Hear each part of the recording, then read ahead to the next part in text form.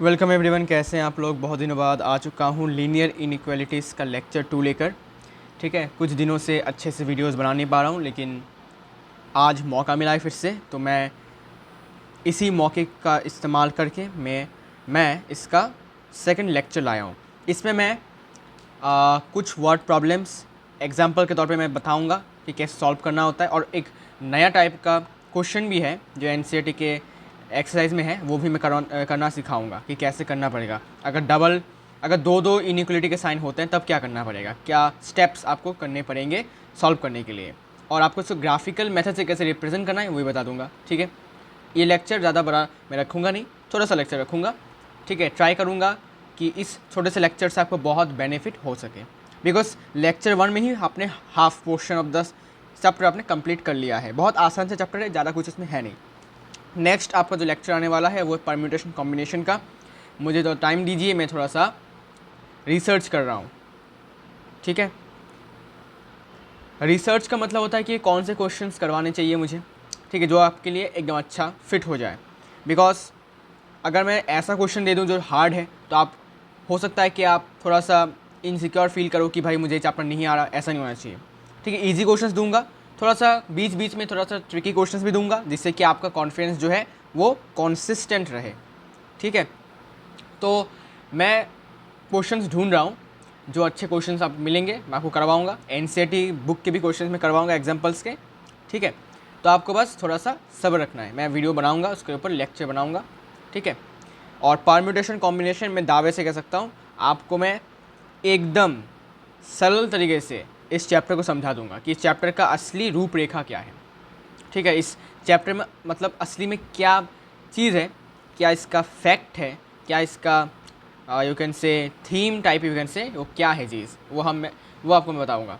जिससे कि बहुत लोगों को परम्यूटेशन कॉम्बिनेशन चैप्टर में प्रॉब्लम होता है, लेकिन मैं दावे से कह सकता हूँ कि अगर मैं इसको एक्सप्लेन करूँगा आपको तो आपको ईजी लगेगा। ठीक है, अच्छा, तो चलिए शुरू करते हैं। The marks obtained by student of class 11 in first and second terminal examination are 62 and 48 respectively. तो एक स्टूडेंट आपके जैसा क्लास 11th में, आई गेस आपका तो अभी स्कूल स्टार्ट हुआ नहीं। ठीक है, कोई दिक्कत नहीं है। मान लेते हैं कि आपने फर्स्ट एग्ज़ाम में आपको 62 मिला, ठीक है, और दूसरे एग्ज़ाम में आपको 48 मिला, टर्मिनल एग्ज़ाम में। Okay, find the minimum marks he should get in the annual examination to have an average of at least 60 marks।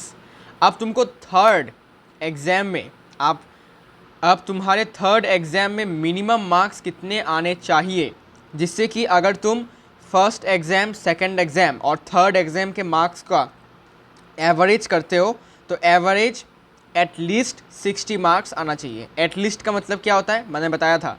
At least का मतलब कम से कम। ठीक है, मतलब कम से कम 60 तो आने ही चाहिए। 60 से ज़्यादा आएगा तब भी कोई दिक्कत नहीं है, लेकिन 60 इज़ द डेडलाइन। ठीक है, तो तब हम और इसमें इक्वल टू का साइन नहीं लगा सकते। तो क्या लगाएंगे, देखते जाओ। सिंपली मैं इसको समझाता हूँ बहुत आसानी से, देखो आसान तरीके से समझा देता हूँ। सबसे पहले लिखना पड़ेगा आपको let the minimum marks to be obtained, the minimum marks he should get या फिर obtain be x मार्क्स। मान लेते हैं उसको x मार्क्स चाहिए मिनिमम, जिससे कि उसका एवरेज एटलीस्ट 60 आ जाए।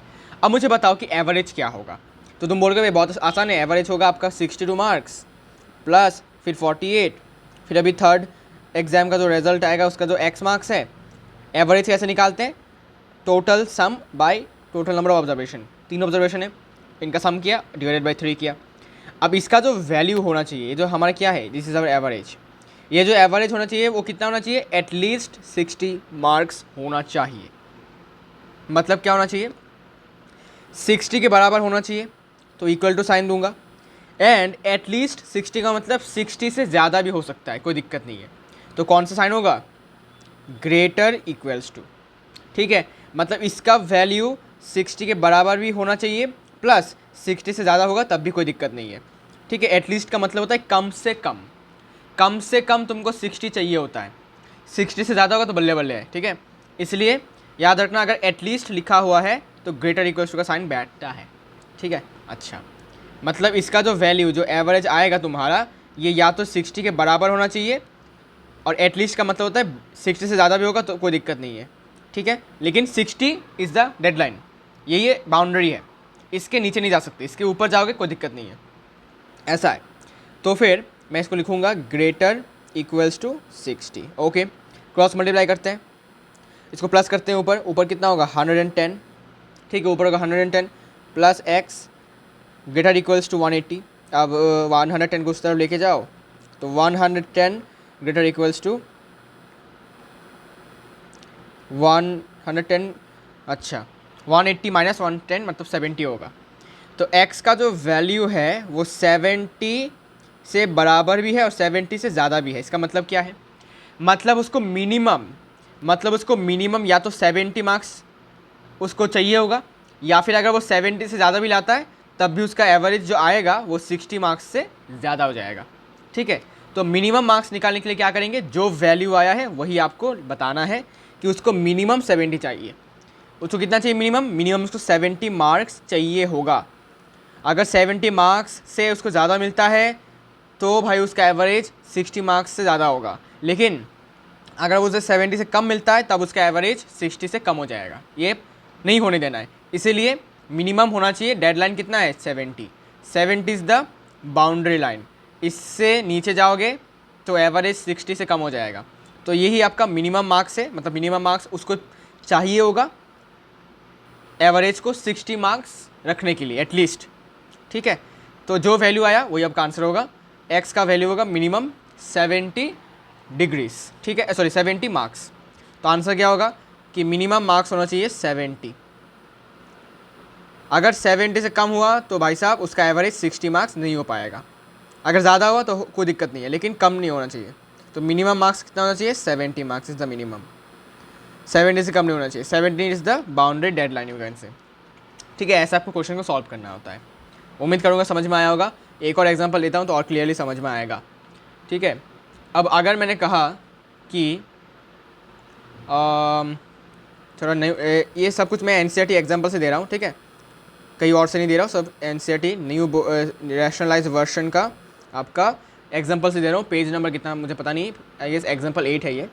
फाइंड ऑल पेयर्स, ये बहुत इंटरेस्टिंग क्वेश्चन है। Find all pairs of consecutive, find all pairs of consecutive odd natural numbers, okay. देखना मैं कैसा करता हूँ तो तुमको समझ में आएगा कि हाँ भाई इसको ऐसा करना है, फिर तुम्हें भी समझ में आ जाएगा कैसे तुमको सॉल्व करना है इसको। both of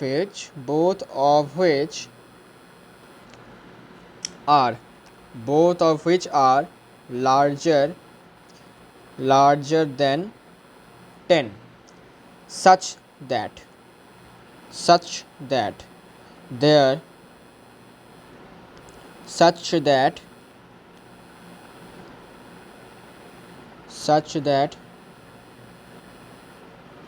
their sum is less than 40, their sum is less than 40। ये क्वेश्चन जो है कैसे करना है, सबसे पहले क्वेश्चन को पढ़ेंगे तो समझ में आएगा हमें क्या निकालना है। हमें पेयर्स निकालना है, मतलब दो नंबर ऐसे ब्रैकेट के अंदर ऐसे हैं x, y ब्रैकेट के अंदर ऐसा कुछ, ऐसे पेयर्स हमें निकालने हैं। और कैसे pairs, all pairs of consecutive odd natural numbers. जो पेयर होगा वो लगातार, कॉन्जिक्यूटिव मतलब लगातार आने वाले ऑड नेचुरल नंबर्स होने चाहिए जो 10 से बड़े होंगे, मतलब दोनों ही नंबर 10 से बड़े, मतलब 11 और सपोज 13, ठीक है, ये एक पेयर बन जाएगा। लेकिन एक कंडीशन है एक और, कि उनका सम 40 से कम होना चाहिए। जैसे कि अगर मैं 11 और 13 लेता हूँ तो 11 प्लस 13 करूँगा कितना आएगा 24, 40 से कम है तो ये भी एक पेयर बन जाएगा। तो मैंने एक आंसर तो बोल ही दिया अभी, ठीक है ना। तो ऐसे कितने सारे पेयर्स बनेंगे, फाइंड ऑल द पेयर्स, सारे के सारे पेयर्स आपको लिखना है। तो कैसे करोगे, बहुत आसान है, देखो समझा देता हूँ तो तुमको क्लियर आउट हो जाएगा कि कैसे करना है सॉल्व। देखो पहले लिखना है कि लेट द फर्स्ट हाँ इसको मैं ऐसे लिख सकता हूँ, let one of the consecutive और नेचुरल नंबर बी एक्स, ठीक है। Let one of the consecutive odd natural number be x. ठीक है, तो मान लेते हैं कि दो नंबर्स होंगे एक पेयर में, इनमें से मैंने एक को मान लिया, पहले वाले को मान लिया मैंने एक्स, तो बाद वाला जो होगा वो कितना होगा, then another consecutive odd natural number will be, क्या होगा मुझे बताओ, x प्लस टू होगा नहीं बताओ, x प्लस टू होगा कि नहीं बताओ, x प्लस टू होगा कि नहीं बताओ, कैसे होगा ज़रा गौर से देखो। अगर मैंने 11 लिया और 13 लिया तो 11 और 13 में डिस्टेंस मतलब कितना का डिफरेंस है, तुम बोलोगे 11 में प्लस टू करोगे तो 13 मिलेगा, 13 में प्लस टू करोगे तो 15 मिलेगा, ठीक है ना, तो ये x प्लस टू हो जाएगा। अगर ये 11 है तो 11 प्लस टू 13, ये एक और ऑड नेचुरल नंबर आएगा कॉन्जिक्यूटिव, वो भी मतलब इसके बाद वाला 11 का बाद वाला, ठीक है, लगातार आने वाला, यू कैन से। अच्छा, अब मैं क्या करूँगा, अब एक क्वेश्चन में हम थोड़ा सा झांकते हैं। क्वेश्चन में क्या कहा कि तुमने जो दोनों नंबर्स सिलेक्ट किए हैं कॉन्जिक्यूटिव ऑड नेचुरल नंबर्स, उनका वैल्यू 10 से बड़ा होना चाहिए, they should be larger than 10। तो इसका वैल्यू भी लार्जर देन 10 होना चाहिए, इसका वैल्यू भी लार्जर देन 10 होना चाहिए। तो लिखता हूँ, now according to the question, sorry पता नहीं हैंड राइटिंग कैसा हो गया मेरा, अकॉर्डिंग टू द क्वेश्चन जो x का वैल्यू है वो 10 से बढ़ाना चाहिए, और साथ ही साथ जो दूसरा नंबर है x प्लस टू, इसका वैल्यू भी आपका 10 से क्या होना चाहिए, बढ़ाना चाहिए, ठीक है। अच्छा, इसके बाद मैं क्या करता हूँ, देखो अगेन एक और इन्फॉर्मेशन गिवन है कि तुमने जो odd consecutive odd natural number select किया है उन दोनों का सम क्या होना चाहिए, लेस देन 40 होना चाहिए। मतलब ये और ये जो दो नंबर्स हैं इनका अगर मैं सम करता हूँ तो it should be less than 40, ये एक और इन्फॉर्मेशन गिवन है। सो x plus 40 should be less than 40, plus कर देता हूँ तो 2x लेस देन ये 38 हो जाएगा, x लेस देन ये हो जाएगा आपका 19। अच्छा, x should be less than 19। तो अब आपको क्या करना है, अब आपको इसको इक्वेशन 1 मानना है, इसको आपको इक्वेशन 2 मानना है, ठीक है। अच्छा, ठीक है, ओके। अब गौर से देखो, इसको दो तरीके से कर सकते हो, ठीक है। मैं पहले बुकिश में से दिखाता हूँ, फिर आपको मैं बताऊँ क्या करना है। तो आपको लिखना है from equation 1 and 2, from equation 1 and 2 क्या लिखना है आपको लिखना है, पहले देखो x का वैल्यू 10 से बड़ा है, तो मैं ऐसा लिख सकता हूँ कि x का वैल्यू 10 से बड़ा है, लिख सकता हूँ। लेकिन x का वैल्यू 19 से छोटा है, तो मैं ऐसा लिख सकता हूँ x का वैल्यू 19 से छोटा है। ये आपका लिखने का तरीका हो गया, ठीक है। अगर आपको दिक्कत है इसको मतलब समझने में ऐसी दिक्कत है तो मेरे पास ग्राफिकल मेथड भी आपको समझा देता हूँ। जैसे कि क्या करना है, पहले एक नंबर लाइन ड्रॉ करो ऐसे, ठीक है, छोटा सा ड्रॉ कर सकते हो, ड्रॉ किया नंबर लाइन। इसके बाद जो दो इक्वेशंस आपने लिए हैं उनमें क्या क्या नंबर है वो लिखो, 10 है 19 है, उसको नंबर लाइन में बिठाओ, तो 10 आगे आएगा फिर 19 आएगा, ठीक है। अच्छा, अब गौर से देखो क्वेश्चन में मतलब इक्वेशन में क्या है कि x ग्रेटर देन 10, तो 10 से ग्रेटर है मतलब राइट हैंड साइड में जाएगा, ठीक है। ग्रेटर मतलब क्या, 11 12 13 मतलब क्या, राइट साइड में जाएगा। ग्रेटर का मतलब ये होता है राइट साइड में जाएगा एरो, ठीक है। तो क्या करना है, बहुत आसान है, देखो क्या करना है, आपको सिंपली 10 में इसको ऐसे करके दिखाना है और फिर आपको ऐसे करके राइट हैंड साइड में दिखाना है कि हाँ ये जा रहा है राइट हैंड साइड में, ठीक है, ग्रेटर है। और ये ओपन डॉट होगा इसमें, ऐसे करके ओपन डॉट आपको देना पड़ेगा, एनसीईआरटी बुक में भी दिया था तो मैं भी आपको बता देता हूँ कि देना पड़ेगा आपको भी ऐसे ओपन मतलब यहाँ पर 10 इंक्लूडेड नहीं है। अच्छा, सिमिलरली 19 से छोटा मतलब कौन सी तरफ, लेफ्ट हैंड साइड में, 19 फिर छोटा मतलब 18 फिर 17 16 इससे लेफ्ट हैंड साइड में जाएगा। याद रखना, बड़ा मतलब राइट हैंड साइड में जाएगा एरो, छोटा मतलब लेफ्ट हैंड साइड में जाएगा, ये सिंपल कॉमन सेंस है, ठीक है। तो मैं इसको लेता हूँ ऐसे करके ड्रॉ करता हूँ, ठीक है, ऐसे करके ड्रॉ करता हूँ और ऐसे ड्रॉ किया, करने के बाद ऐसे, ठीक है। अच्छा, अब जो पार्ट कॉमन आ रहा है यहाँ पर भी ओपन सर्कल होगा मतलब ओपन डॉट होगा जो भी बोलो, ठीक है, बिकॉज यहाँ पर 19 इज़ नॉट इंक्लूडेड। अगर इंक्लूडेड होगा तो यहाँ पर एक इक्वल टू का साइन भी होगा, लेकिन नहीं है, मतलब इंक्लूडेड नहीं है, सिंपल। अच्छा, तो कौन सा पार्ट हमारा यहाँ पर बार बार हमें देखने को मिल रहा है? तो तुम बोलोगे भाई ये वाला पार्ट हमें कॉमन दिख रहा है, मतलब डबल टाइम्स शेड हो चुका है। ठीक है, तो ये वाला पार्ट हमारा आंसर हो जाएगा। ठीक है, जो कॉमन पार्ट है वही हमारा आंसर हो जाएगा। तो इसमें हम क्या लिखेंगे? 10,19 लिखते हैं हम इसको। तो हम लिखते हैं इसको x belongs to 10,19, common bracket मतलब ओपन ब्रैकेट भी कह सकते हो। क्यों? बिकॉज ना 10 इंक्लूडेड है ना आपका 19 इंक्लूडेड है, इसलिए कॉमन ब्रैकेट। अगर 10 इंक्लूडेड होगा 19 इंक्लूडेड होगा तो थर्ड ब्रैकेट, लेकिन नहीं है तो कॉमन ब्रैकेट। मतलब x का वैल्यू 10 और 19 के बीच में है। क्या ये और ये सही बात है? जी हाँ। हम इसको ऐसे भी लिख सकते हैं, इसको ऐसे भी लिख सकते हैं। अगर आपको इसको ऐसे लिखने में दिक्कत है, मतलब कैसे आंसर आएगा समझ में नहीं आया, तो मैंने आपको ग्राफिकल मेथड से मतलब नंबर लाइन मेथड से आपको मैंने बता दिया कि आंसर कैसे आया। तो अभी x के क्या क्या वैल्यूज होंगे? x के वैल्यूज होंगे 10 और 19 के बीच में 11, 12, 13 ऐसे होंगे नहीं। 10 और 19 के बीच में क्या क्या ऑड वैल्यूज है वो आपको चूज़ करना पड़ेगा। तो 11, 13, 15 और 17 ये आपके x के वैल्यूज़ हैं। तो पेयर कैसे बनेंगे बताऊंगा, देखते जाओ बस। तो x के क्या क्या वैल्यूज़ होंगे? सो देयरफॉर x के आपके वैल्यूज़ होंगे। अभी कर्ली ब्रैकेट यूज़ कर रहे हैं, मैंने बताया था कर्ली ब्रैकेट कब यूज़ करते हैं? जब सिर्फ और सिर्फ वही नंबर हम इंक्लूड करते हैं। मतलब अगर मैं लिखता हूँ कॉमन ब्रैकेट में, अगर मैं कॉमन ब्रैकेट में लिखता हूँ कि 10,19, इसका मतलब क्या कि 10 और 19 नॉट इंक्लूडेड है, लेकिन 10 और 19 के बीच में जितने भी रियल वैल्यूज़ हैं, मतलब रियल नंबर्स हैं, दे आर ऑल इंक्लूडेड। लेकिन मेरे भाई अगर मैं सेम चीज़ ऐसे लिखता हूँ 11, 13, 15, 17, अगर मैं कॉमन ब्रैकेट यूज़ करता हूँ तो इसका मतलब क्या होगा पता है? 11 से 13 तक जितने भी रियल नंबर्स हैं दे आर इंक्लूडेड। 13 से 15 के बीच में जितने भी रियल नंबर्स हैं दे आर इंक्लूडेड। 15 से 17 के बीच में जितने भी रियल नंबर्स हैं दे आर इंक्लूडेड। ठीक है भाई, तो हमें तो ऐसा नहीं चाहिए। हमें क्या चाहिए? हमें सिर्फ और सिर्फ 11 चाहिए, 13 चाहिए, 15 चाहिए, 17 चाहिए, और कुछ नहीं चाहिए हमें, बस इतना। और हमें कुछ नहीं चाहिए, तो इसीलिए और कुछ नहीं चाहिए को हमें मीन करना पड़ेगा ना। तो इसलिए हम इस कर्ली ब्रैकेट से इसको मीन करते हैं। कर्ली ब्रैकेट का मतलब सिर्फ और सिर्फ वही इंक्लूडेड है जो लिखा हुआ होगा। अगर मैं 11 लिखता हूँ तो सिर्फ और सिर्फ 11 ही है, यहाँ पर 11 के बीच में बाहर साइड में कुछ भी नहीं है। अगर मैं 13 लिखता हूँ so therefore only 13 and 11 are included. ठीक है, अगर मैं 15 लिखता हूँ only this numbers are included, 17 लिखता हूँ तो only this numbers are included. अब कर्ली ब्रैकेट का मतलब हो गया कि सिर्फ और सिर्फ 11, 13, 15 और 17 सिर्फ और सिर्फ इंक्लूडेड है।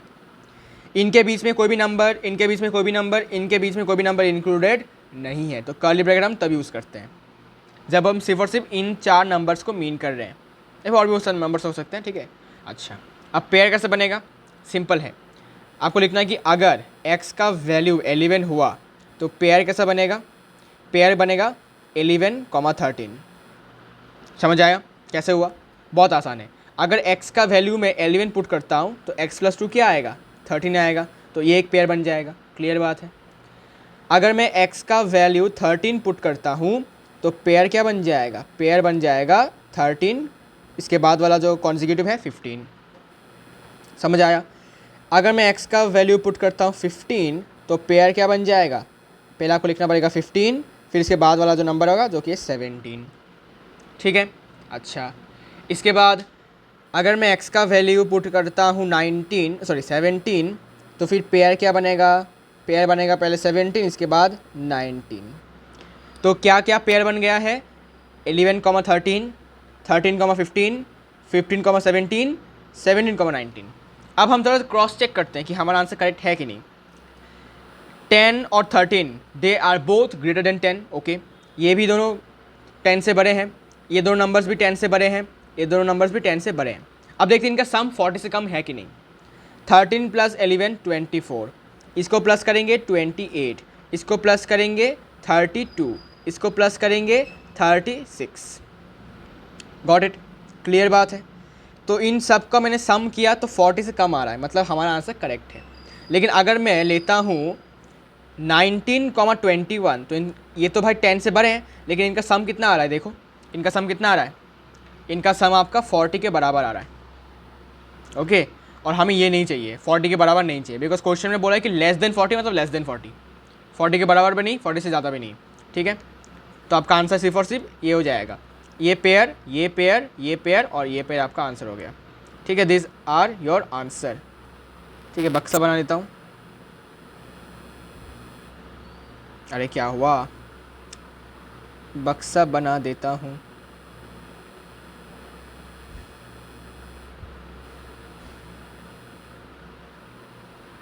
ये लो, ये आपके आंसर हो गए, ठीक है। तो हमने x के वैल्यूज़ निकाल लिया, ठीक है। समझ आया कैसे हुआ। आप इसको चाहें तो ऐसे भी समझ सकते हैं अगर आपको प्रॉब्लम है, या फिर आप इसको डायरेक्ट यहाँ और यहाँ इनको कॉम्बाइन करके ऐसे भी लिख सकते हैं, ठीक है। एक और करवाता हूँ तो और भी क्लियरिटी होगा क्वेश्चन में, ठीक है। जैसे कि अगर मैं लिखता हूँ, अभी मैं थोड़ा सा पॉजिटिव इंटीजर की बात करता हूँ, इवन पॉजिटिव इंटीजर, ठीक है। ऑड की बात हो गई तो इवन की बात करता हूँ अभी थोड़ा सा, ठीक है। तो मैं क्वेश्चन लिखता हूँ कुछ ऐसे कि find all pairs of consecutive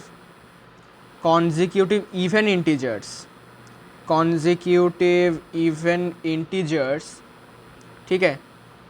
even, अच्छा पॉजिटिव इंटीजर लिख देता हूँ, कोई दिक्कत नहीं है, पॉजिटिव इंटीजर्स समझ आना, ठीक है। बोथ ऑफ विच मतलब जिस पेयर में दो लोग होंगे, दो इंटीजर होंगे, वो बड़े होने चाहिए किसके साथ, मतलब किससे बड़े होने चाहिए, 5 से। They should be larger than 5 such that ये एक्सरसाइज का क्वेश्चन है, ठीक है। एनसीईआरटी का एक्सरसाइज का क्वेश्चन है, बस आपका कॉन्सेप्ट जो है इसको बिल्डअप करने के लिए मैं क्वेश्चन को करवा रहा हूँ, ठीक है। इज़ लेस देन 23 और इनका सम जो होगा वो 23 से कम होना चाहिए। अब क्वेश्चन क्या कह रहा है, अभी इवन होना चाहिए, ओके। कोई दिक्कत नहीं है भाई, टेक्निक तो सेम ही है, इवन हो ऑड हो, देखते जाओ।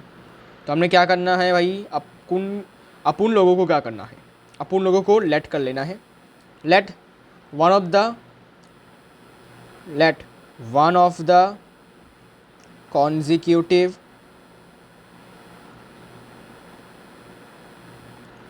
even पॉजिटिव इंटीजर, इसको मैं मान लेता हूँ गामा, ठीक है भाई, गामा मान लेता हूँ उसको। सो देयरफॉर अदर क्या होगा, मतलब दूसरा क्या होगा, दूसरा कॉन्जिक्यूटिव नंबर क्या होगा, therefore the other one will be, बहुत सिंपल है, गामा +2, ठीक है। जैसे कि अगर मैं लेता हूँ सपोज 5 से बड़ा है ना, तो मैंने लिया 6 और 8, तो ये क्या है 6 है और ये 8 है, तो कैसे आया, +2 करने के बाद। सिमिलरली अगर मैं 8 और 10 लेता हूँ तो इसको प्लस करूँगा तो कैसा आएगा, 2 से आएगा, 2 प्लस करने के बाद आएगा सिंपली। तो गामा कोई भी नंबर हो सकता है, ठीक है, इवन पॉजिटिव इंटीजर, और इसका कॉन्जिक्यूटिव जो आएगा वो क्या होगा, +2 करने के बाद आएगा, सिंपल। अच्छा, अब हम क्या करते हैं, क्वेश्चन को समझते हैं कि क्वेश्चन को लिखना कैसे। तो अकॉर्डिंगली आपको लिखना है, अकॉर्डिंग टू द क्वेश्चन हमें चाहिए क्या कि गामा का जो वैल्यू है ये 5 से बड़ा होना चाहिए, ठीक है। और दूसरा नंबर गामा +2, इसका वैल्यू भी 5 से बड़ा होना चाहिए, ठीक है। अच्छा, एक और पार्ट क्या है कि इनका सम 23 से कम होना चाहिए, ओके। अगेन गामा +2 इनका सम 23 से कम होना चाहिए, ओके भाई, कोई दिक्कत नहीं है। तो प्लस करूँगा तो 2 गामा लेस देन 21, यहाँ से गामा का वैल्यू लेस देन 21/2, ठीक है। और 21/2 मतलब 10.5, तो गामा का जो वैल्यू होगा वो 10.5 से कम होगा लेकिन 5 से बड़ा होगा। तो तुम गैस कर सकते हो कैसा हम लिखेंगे कैसे इसको। तो एक्चुअली काम करता हूँ, इसको मैं इक्वेशन 1 मान लेता हूँ सबसे पहले। Let this be equation 1, let this be equation 2। अब लिखो फ्रॉम 1 and 2, इक्वेशन 1 and 2 से तुम लिख सकते हो कि गामा का वैल्यू 5 से बड़ा है लेकिन 10.5 से छोटा है। तो कैसे लिखूँगा, गामा लिखूँगा, इसका वैल्यू 5 से बड़ा, इसका वैल्यू 10.5 से छोटू, ठीक है। अच्छा, ये ऐसे भी लिख सकते हो या फिर मैंने बताया था नंबर लाइन में ड्रॉ करके बता सकते हो, कोई दिक्कत नहीं है। दिखाता हूँ, देखो भाई साहब क्या क्या वैल्यूज़ है, एक है 5, एक है 10.5। तो 5 पहले आएगा, फिर आएगा आपका 10.5 नंबर लाइन पे, है ना। अच्छा, देन क्या करना है, पहले 5 में क्या है, 5 इज़ ग्रेटर देन, सॉरी क्या बोलते हैं इसको, गामा इज़ ग्रेटर देन 5। जब भी ग्रेटर लिखा आएगा तो राइट हैंड साइड में चला जाओ, एरो को लेकर, ले भाई राइट हैंड साइड में चला जाओ भाई, ओके। और 10.5 से छोटा, छोटा मतलब लेफ्ट हैंड साइड में चले जाओ, ओके। लेफ्ट हैंड साइड में चले जाते हैं, ये लो, मैं जा रहा हूँ लेफ्ट हैंड साइड में। अच्छा, ये लो, लेफ्ट हैंड साइड में चला गया मैं, ठीक है। दोनों में ही open dot, sorry open circle होगा, बिकॉज इंक्लूडेड नहीं है। तो कौन सा पार्ट कॉमन आ रहा है, ये वाला पार्ट फिर से कॉमन आ रहा है। कौन सा पार्ट, 5, 10.5 लिखना पड़ेगा इसको आपको। तो x का जो वैल्यू है, x का जो वैल्यू है, x बिलोंग्स टू 5, 10.5। ये आपका x का वैल्यू आपको पता चल गया, ठीक है। अब हम इसको लिखते हैं कि x के वैल्यूज़ क्या क्या हैं, मतलब ये तो हमें पता चल गया रेंज क्या है, इंटरवल यू कैन से। तो 5 से 10.5 के बीच में जितने भी नंबर्स होंगे, इवन पॉजिटिव इंटीजर्स, उनको हमें लिखना है। चलिए लिखते हैं। तो सबसे पहले देयरफॉर x का वैल्यू होगा 5 और 10.5 के बीच में क्या इवन नंबर्स है, तुम बोलोगे भाई 6 है, 8 है और 10 है, बस ये आपका x के वैल्यूज़ हो गए, ठीक है। अब x के वैल्यूज़ पता चल गए हैं, तो अब तुमको लिखना है ऐसे कि अगर x का वैल्यू होता है 6, तो फिर पेयर बनेगा कुछ ऐसा, पेयर बनेगा 6,8, ठीक है भाई, गॉट इट। अगर x का वैल्यू है 8, तो फिर पेयर बनेगा आपका 8,10, ठीक है। अच्छा, अगर x का वैल्यू होता है 10, तो फिर पेयर बनेगा आपका 10,12, बस इसके लगातार आने वाले वैल्यूज़। अब थोड़ा मिला लेते हैं कि आंसर ठीक है कि नहीं। क्वेश्चन में था कि ये जितने भी नंबर्स आपने सिलेक्ट किए हैं उनका वैल्यू 5 से बढ़ाना चाहिए, तो इस सब के वैल्यूज़ 5 से बढ़े हैं, ओके। लेकिन इनका सम 23 से कम आना चाहिए। इनका सम करो 14 आता है, इसका सम करो 18 आता है, इसका सम करो 22 आता है, मतलब 23 से कम है, तो हमारा आंसर करेक्ट है। लेकिन अगर मैं लेता हूँ 12,14, तब इसका सम कितना आ जाता है, 26 आ जाता है, जो कि आपका 23 से बड़ा है, तो फिर ये आपका पेयर सिलेक्टेड नहीं होगा, ठीक है। तो आपका आंसर सीमित रहेगा सिर्फ इतना तक, गॉट इट। इंटरेस्टिंग है। अच्छा, आगे बढ़ता हूँ, आगे बढ़ते हैं। क्या हुआ भाई, एक बक्सा बना नहीं पा रहा भाई तू। हाँ, अब हुई ना बात। चलो, ये आपका आंसर हो गया, ठीक है। फाइंड ऑल द पेयर्स बोला मैंने, पेयर्स आपको निकाल के दे दिया, ठीक है। अच्छा, अब देखो एक न्यू टाइप का क्वेश्चन है, ठीक है, जिसके बारे में बात कर रहा था, जो कि आपके एनसीईआरटी में है ऑलरेडी। अगर मैं आपको क्वेश्चन दूँ, ठीक है, एक क्वेश्चन देता हूँ मैं आपको कि सॉल्व, ठीक है, एनसीईआरटी का एग्जाम्पल से दे रहा हूँ, -8, पहले इनइक्वलिटी का साइन, 5x - 3, फिर से इनइक्वलिटी का साइन 7, ठीक है। इसको कैसे सॉल्व करोगे, इसको कैसे सॉल्व करोगे, ज़रा गौर से देखो। हमने इन दोनों इन्फॉर्मेशन को कॉम्बाइन करके कुछ ऐसे लिखा, जहाँ पर 2 इनइक्वलिटी के साइन हैं, सही बात है। तो हम इसी को फिर से तोड़ के 2 इक्वेशंस बना सकते हैं, इन इक्वेशन, सॉरी इक्वेशन नहीं बोलूँगा, इन इक्वेशन बोलूँगा तो अच्छा होगा, बिकॉज ये इक्वल नहीं है, तो इक्वेशन बोलना गलत होगा। तो इनको हम तोड़ के फिर से 2 इन इक्वेशंस बना सकते हैं। सिमिलरली यहाँ पर भी 2 साइन है इनइक्वलिटी के, तो इनको भी हम तोड़ के 2 इन इक्वेशन बना सकते हैं, 2 इन इक्वेशंस हम बना सकते हैं। कैसे, देखते जाओ। टेक्निक क्या है, देखते जाओ। पहला, आपको पहले लेफ्ट हैंड साइड से शुरू करना है, -8 स्मॉलर इक्वल्स टू 5x - 3। तो यहाँ से शुरू करना है, लिखते जाओ लिखते जाओ अनटिल दूसरा आपका इनइक्वलिटी का साइन आता है, तब तक लिखते जाओ। अगर आ गया है इतना तक ही लिखो, जितना तक साइन है उतने उसके आगे तक लिखो। लिख लिया, ये आपका पहला इनइक्वेशन हो गया। दूसरा इनइक्वेशन कैसा होगा, आपको भी राइट हैंड साइड से लिखना है, लिखते जाओ अनटिल दिस साइन कम्स, मतलब सेकेंड इनइक्वलिटी का साइन आता है तब तक आपको लिखते जाना है। तो कैसे लिखोगे देखो, ये होगा 5x माइनस 3, फिर एक और स्मॉलर इक्वल टू 7। ये आपके दो इनइक्वलिटीज़ बन चुके हैं। अब इनको सॉल्व करो और फिर आपका आंसर आ जाएगा। देखो कैसे सॉल्व करता हूँ, देखते जाओ, मज़ा आएगा देखो, ठीक है, मज़ा आएगा। इसको तो मैं ऐसे सॉल्व करता हूँ, आई डोंट नो कि स्कूल में कैसे सॉल्व किया जाएगा, लेकिन मैं इसको ऐसे सॉल्व करता हूँ तो बेटर होता है, ठीक है, गलतियाँ कम होता है ना। तो भाई बहुत सिंपल है, क्या करना है, तुमको 5x को उधर लेना है तो -5x हो गया, और 8 को उधर लेते हैं तो +8 होगा, तो ये +5। ओके, अच्छा। अब मैंने बताया था कि माइनस को अगर इस तरफ लेना है तो क्या करना पड़ेगा, साइन चेंज। तो ये होगा 5x साइन चेंज -5। अब डिवाइड कर लो, तो ये -1 से बड़ा भी है और इक्वल भी है। तो x का वैल्यू -1 से बड़ा भी है और इक्वल भी है, ठीक है। कैसे वो समझ में आया, हमने 5x को इस तरफ लाया तो नेगेटिव हो गया, -8 को उस तरफ भेजा तो पॉजिटिव, ये +8 होगा तो ये होगा +5 आएगा। फिर माइनस को उस तरफ लेके जाना है हमें, मतलब हमें बोथ साइड में माइनस से इंटू करना पड़ेगा। तो बोथ साइड माइनस से इंटू करने के बाद हमारा इनइक्वलिटी का साइन चेंज होता है। और फिर हमने क्या किया, इसको डिवाइड कर दिया ऐसे करके 5/5, तो ऐसे -1 आ गया, सिंपल। अब इसको सॉल्व करते हैं, देखो बहुत आसान है। 5x इधर जाएगा, स्मॉलर इक्वल्स टू 10 हो जाएगा, तो x का वैल्यू स्मॉलर इक्वल्स टू 2 हो जाएगा, ठीक है। ये आपके दो इक्वेशन, सॉरी इन इक्वेशन मिल चुके हैं। अब क्या करूँ भाई इसको, अब मैं इनका क्या करूँ, देखते जाओ। एक नंबर लाइन ड्रा करो, एक बढ़िया सा नंबर लाइन ड्रा करो, ठीक है, एक बढ़िया सा नंबर लाइन ड्रा करो। चलो दिखाता हूँ मैं तुमको, ऐसे।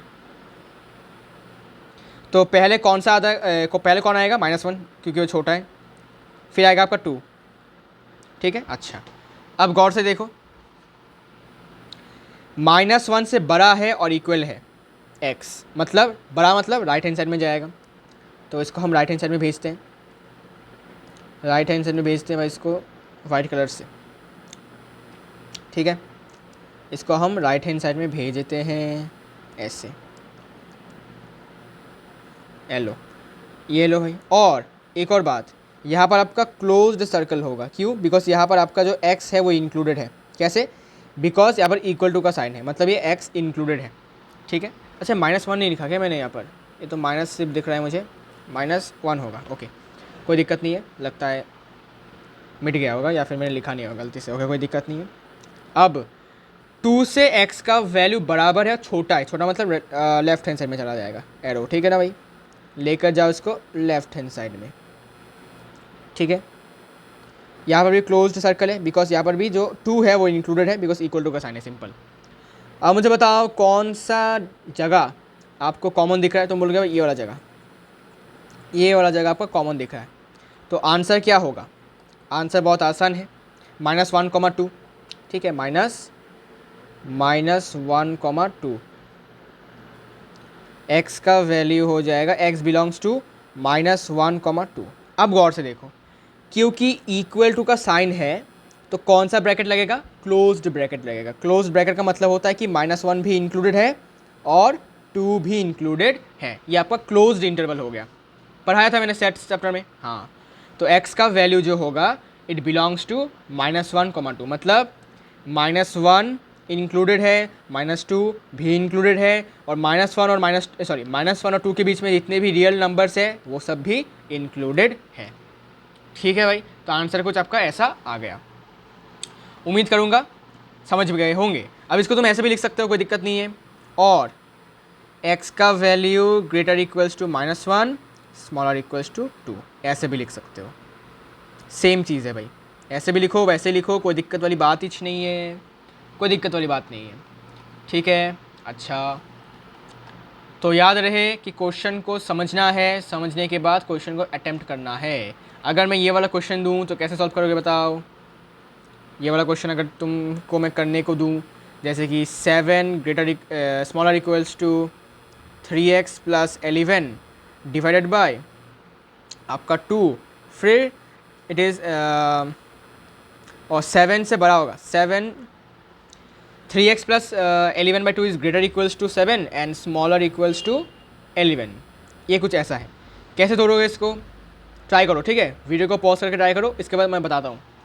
ट्राई किया, उम्मीद करता हूँ किया होगा तुमने, ठीक है। अब कैसे करना है, ट्रिक क्या बताया था मैंने, लेफ्ट हैंड साइड से लिखना शुरू करो। लिखना शुरू किया 3x प्लस 11/2। एक और इनइक्वलिटी का साइन आ गया, इधर पर रुक जाऊँगा।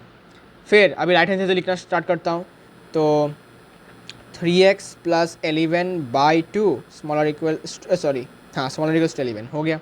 दो इनइक्वलिटीज़ मिल चुके हैं। अब इनको सॉल्व करूँगा, ग्राफिकल मेथड से वैल्यूज़ निकालूंगा। सिंपल, देखो बहुत सिंपल है, सॉल्व करते हैं। क्रॉस मल्टीप्लाई करो तो 14 smaller equals to 3x plus 11। 3x को इस तरफ लेके आता हूँ तो -3x, 14 को उस तरफ भेजता हूँ तो smaller equals to -3। Minus minus दोनों तरफ से क्या करना पड़ेगा, कैंसिल करना पड़ेगा, तो साइन चेंज हो जाएगा। याद रहे 3x ग्रेटर इक्वल्स टू 3। ये बात अगर तुमने गलती से भी मिस कर दिया, आंसर गलत हो जाएगा, ठीक है। साइन चेंज करना मत भूलना। अब यहाँ से x का वैल्यू डिवाइड कर दोगे तो x का वैल्यू ग्रेटर इक्वल्स टू 1। ये आ गया एक आंसर, मतलब एक x का वैल्यू आ गया। अब इसको सॉल्व करते हैं, क्रॉस मल्टीप्लाई करो तो 3x plus 11 smaller equals to 22। तो यहाँ से 3x 22 माइनस 11 कितना, 11 ही आता है, ठीक है। अच्छा, इसके बाद x का वैल्यू स्मॉलर इक्वल्स टू 11/3, ठीक है, 11/3। ओके, अब इन दोनों वैल्यूज़ को हम नंबर लाइन में पुट करेंगे और हमारा आंसर हम निकाल लेंगे, ठीक है। उम्मीद करता हूँ तुमने भी ऐसे ही किया होगा, ठीक है ना। ओके, अगर कैलकुलेशन में मिस्टेक किया है तो देख सकते हो कहाँ पर तुमने मिस्टेक किया है कैलकुलेशन में। 11/3 मतलब कितना होगा, 3 पॉइंट समथिंग। तो पहले 1 आएगा, फिर 11/3 आएगा। अच्छा, ठीक है भाई। अच्छा, फिर 1 से बड़ा और इक्वल। बड़ा मतलब राइट हैंड साइड में जाएगा। बड़ा का मतलब ये होता है कि एरो राइट हैंड साइड में जाएगा। ये लो, थोड़ा सा ड्रॉ कर लेता हूँ, ये आपका राइट हैंड साइड में जा रहा है। और ये इसमें क्या है, 1 इंक्लूडेड है, तो इसमें क्लोज्ड सर्कल, ठीक है।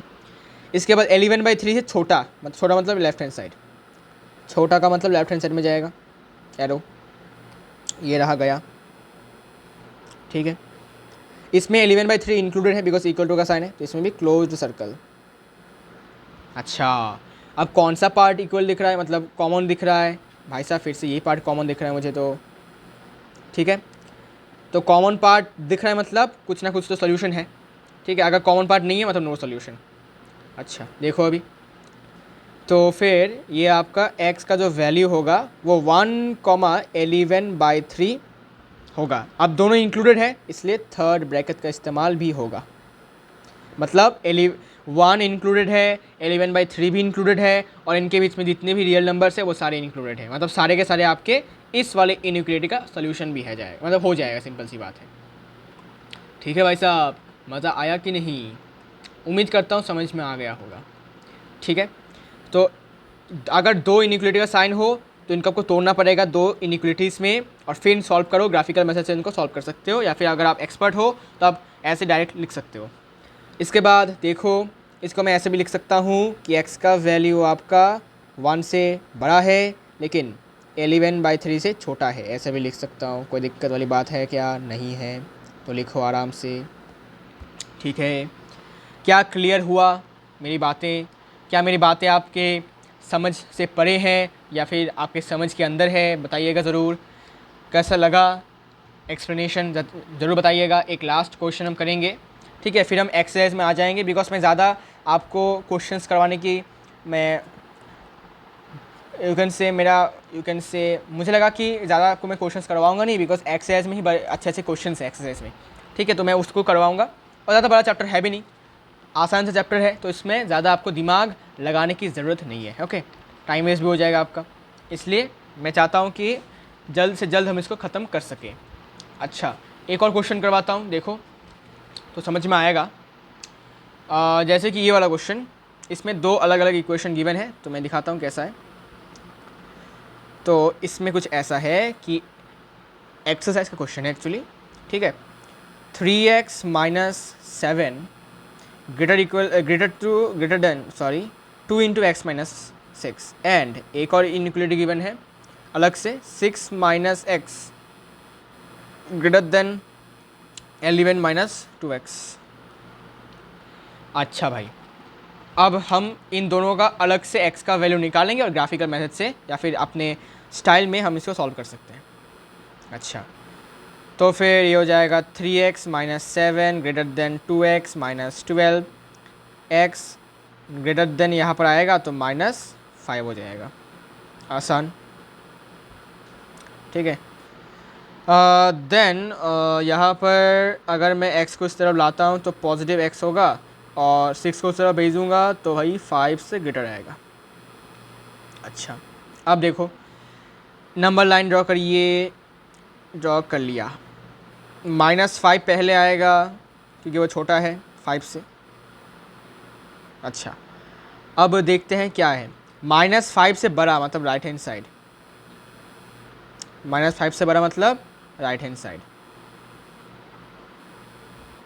और 5 से भी बड़ा मतलब ये भी राइट हैंड साइड। वाह भाई वाह, ये तो डिफरेंट टाइप का है ना, इसलिए मैं करवा रहा हूँ, डिफरेंट है ये थोड़ा सा। अब इसमें देखो कौन सा पार्ट कॉमन आ रहा है। इसमें आपका यहाँ से शुरू करके जितने भी पार्ट्स हैं, जितने भी नंबर से सारे के सारे आपके क्या है, सॉल्यूशंस, सॉरी कॉमन है, वैल्यूज़। ओके, तो लिखेंगे कैसे इसको।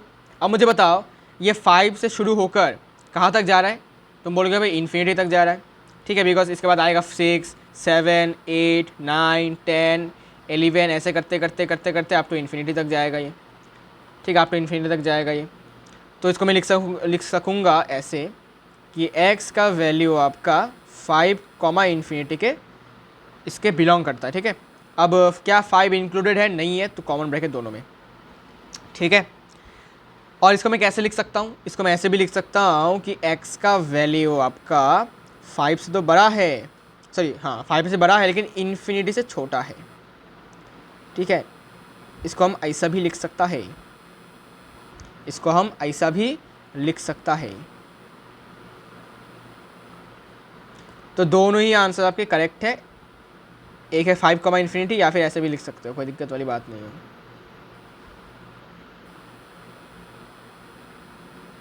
ये लो,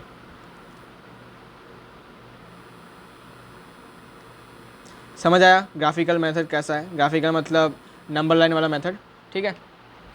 नंबर लाइन मेथड अगर आपको आता है तो आप किसी भी क्वेश्चन का सलूशन निकाल सकते हैं, किसी भी इनइक्वलिटी का आप सॉल्यूशन निकाल सकते हैं, अगर आपका ये जो नंबर लाइन वाला कॉन्सेप्ट अगर आपका क्लियर है तो, ठीक है।